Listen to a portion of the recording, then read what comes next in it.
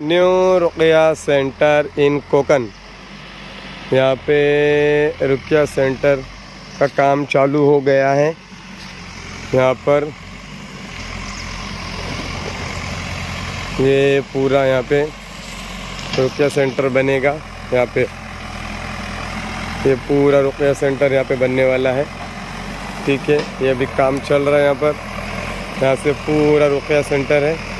यहाँ से पूरा इस तरह से पूरा रुक़या सेंटर बनेगा इंशाअल्लाह। अभी काम की शुरुआत हो गई है। रुक़या सेंटर के काम की शुरुआत हो गई है।